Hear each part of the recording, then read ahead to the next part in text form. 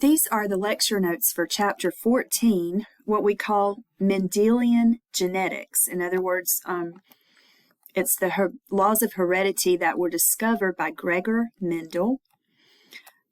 Gregor Mendel studied garden peas, but we're able to compare what he learned with humans because garden peas also have sperm and eggs, and the inheritance of traits is very, very similar. So this is just showing you the purple flowers of a garden pea plant. Those flowers can be the purple variety or the white variety. So this is a summary of Gregor Mendel's experiments that he conducted on the garden peas. He basically just crossed garden peas with different traits. And he used a lot of different traits, not just flower color, but I mean, like he used the color of the seeds, the color of the pods that the garden peas are inside of, just different traits of the plant. But we're just going to use flower color as an example. So the trait of flower color in garden peas, there are two varieties or two forms of the garden pea flower color. So what we call that is, if the trait itself is flower color, then we say alleles are the different versions of that trait. So there are two alleles for flower color. There's the purple allele and the white allele. And what Gregor Mendel did is he crossed true breeding or pure purple flower parent with a pure white flower parent. And before he ever even did that cross, he made sure they were pure because he just kept self-pollinating them and making sure that all they ever produced were purple flowers, or all the white flower ever produced was white flowers. So there's no hidden trait, for flower color in these parents. So the original pea generation or parental generation was pure for purple, pure for white. And once they were crossed, all of the offspring from that cross, which is called the F1 generation, they all had purple flowers. Not a single one of them had white flowers.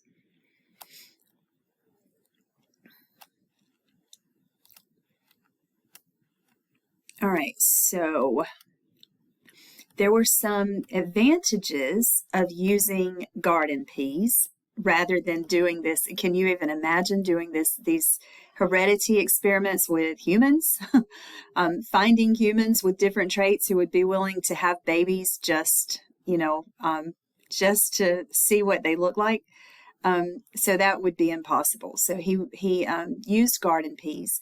And all right, so one of the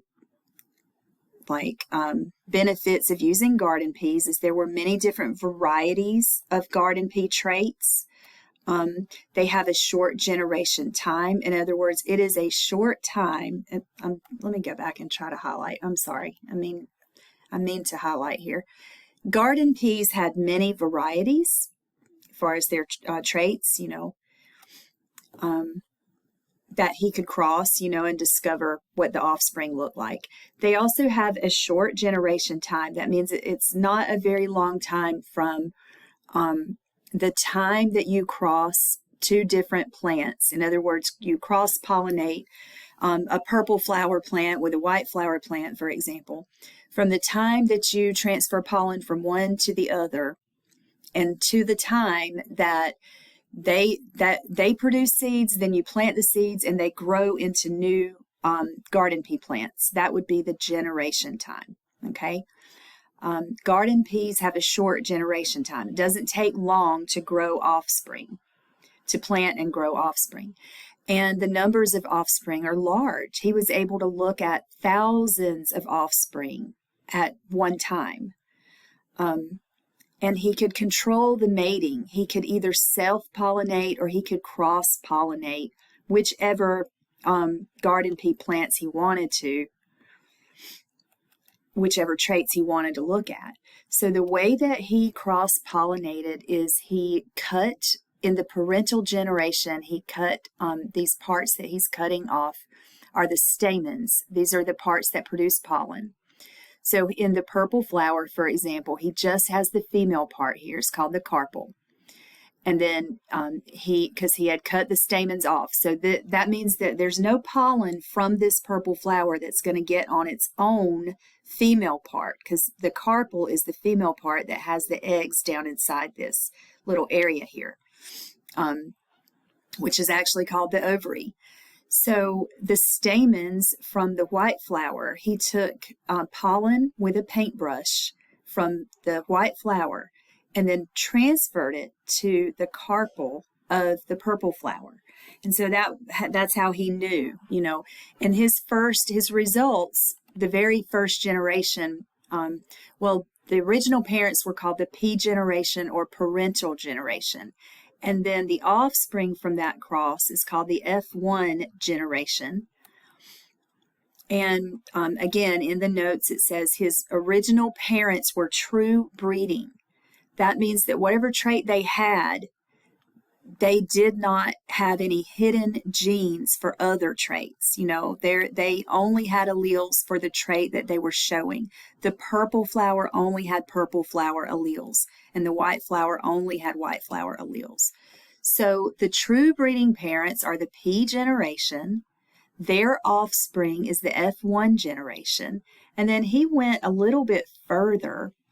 Gregor Mendel also cross-pollinated members of the F1 generation, and that next generation was called the F2 generation. And what he discovered was two laws of heredity. The first one, and by the way, we kind of already know this. It's strange because we grow up in elementary and middle school learning that this is how heredity works. But, back during the 1800s, before Mendel discovered the law of segregation, and the second law was the law of independent assortment, people believed that basically in the blending hypothesis, and that's when the traits of both parents are a blend. And you can think of probably right now, just off the top of your head, many examples of children whose traits are not a blend of their parents. Maybe you've got a tall parent and a short parent, human parent, and the child is not medium height. The child might be taller than the tall parent, or shorter than the short parent. They're not a blend. Sometimes, but not always, So that just didn't work. And definitely his first cross where he got those F1s and all the F1s had purple flowers, that just disproves the blending hypothesis right there, because if it was a blend, it would have been some kind of blend between purple and white, like light purple, I guess. Then he crossed the F1s. The F1s, remember, were the offspring from the original parents, and they were all purple, but they were purple flowers that had been crossed with purple and white parents, okay? So they were hybrids. So when he crossed the F1 hybrids with each other, many of the F2 had purple flowers, but some had white. And he did some math, and he discovered that it was about 3 purple flowers to every 1 white flower in the F2 generation.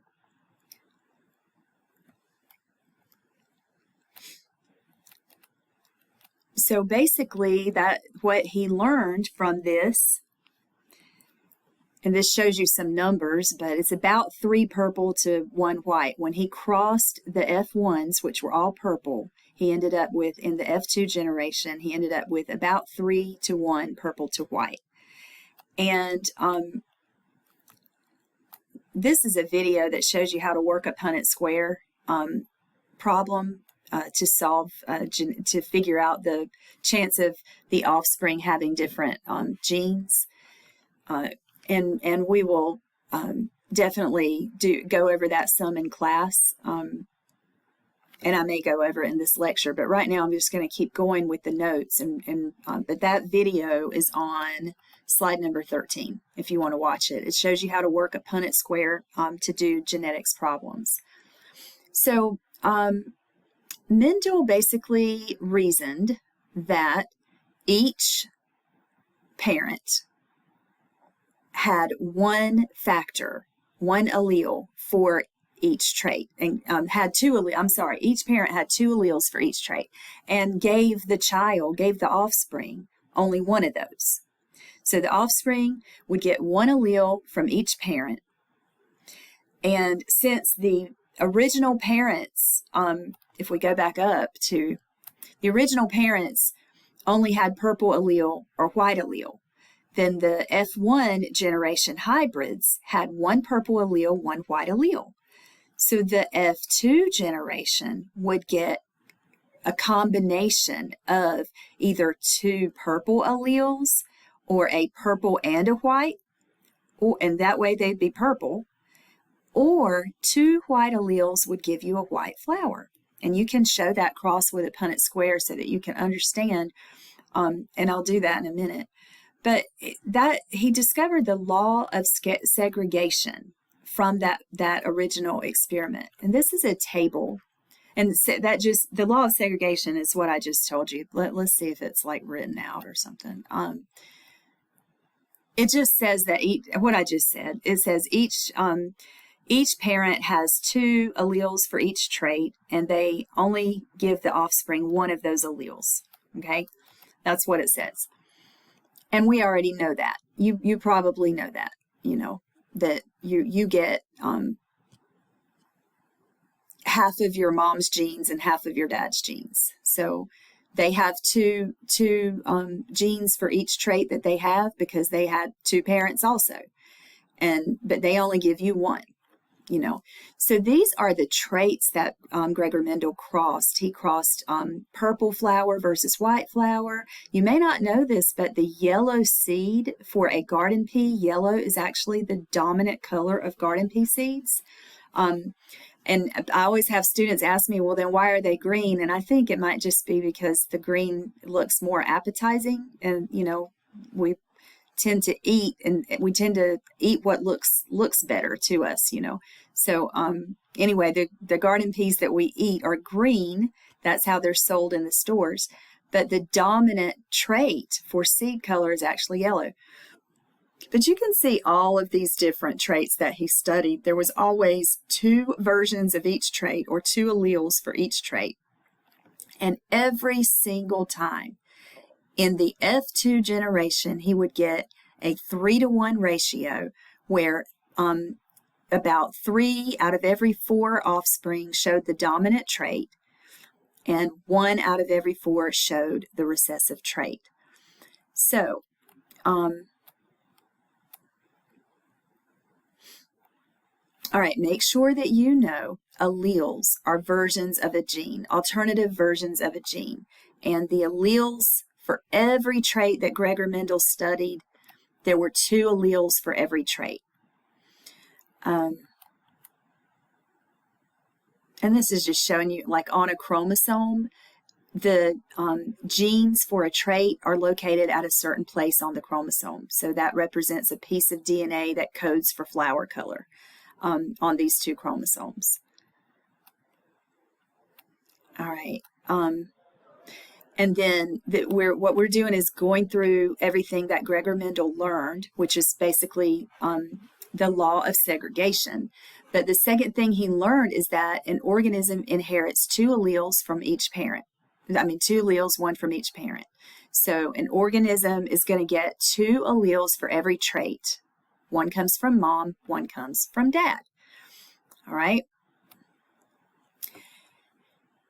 And then if you have 2 different alleles for a trait, you're going to express the dominant allele.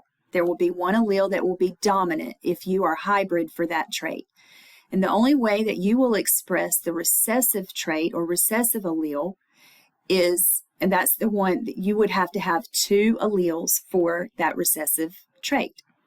So the law of segregation says, here's the actual definition, the 2 alleles for a heritable character or a trait separate during gamete formation and end up in different gametes. So when the in the sperm and the egg that combined to make you, the sperm had one allele for every trait from your dad, and the egg had one allele for every trait from your mom. Then once the egg and the sperm unite, fertilization will restore and give you two alleles for each trait. Okay? And that's going to be the law of segregation. And that explains how we got the 3-to-1 ratio in the F2s. And yay, they have a Punnett square. All right, so now we can talk about genotypes and phenotypes. So the original parents, the purple flower parent, we're going to say big P is for the purple allele. So that purple parent had two big P's.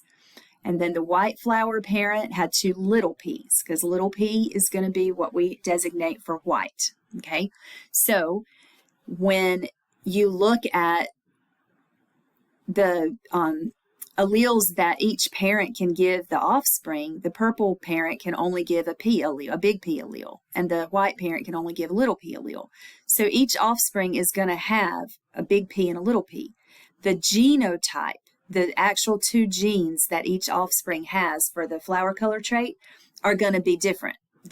Each flower that is produced from the original parents is going to have one big P and one little p. In other words, one purple allele and one white allele.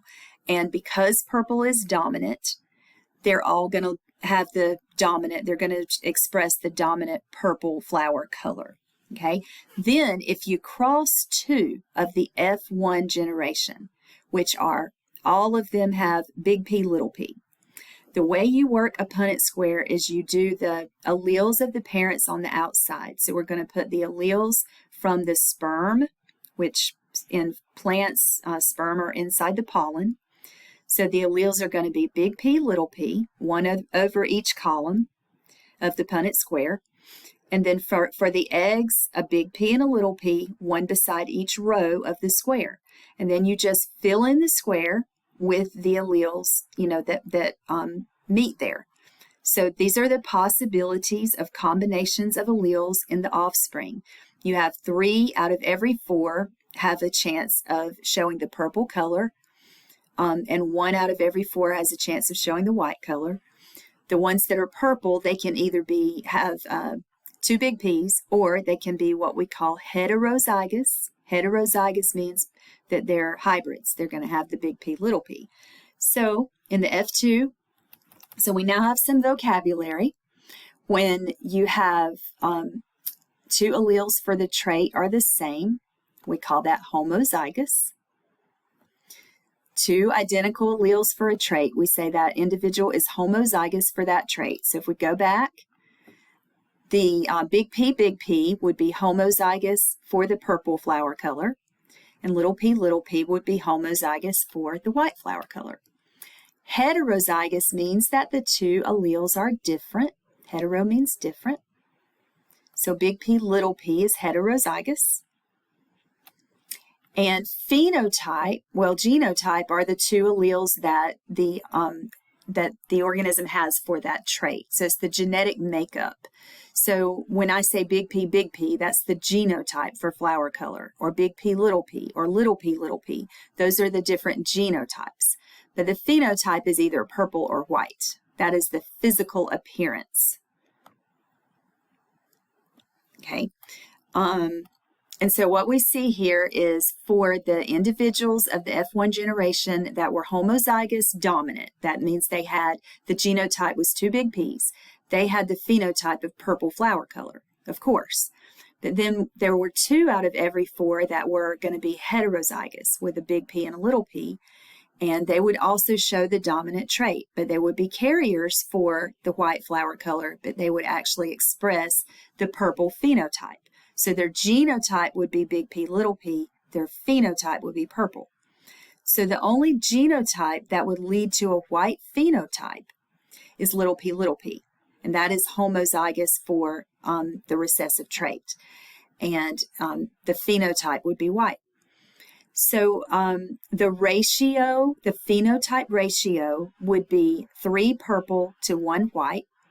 And then the genotype ratio would be 1 homozygous dominant, big P, 2 big P, and 1 little p. All right, and we're going to stop here. This is slide 28. We'll start with slide 28 in the next recording.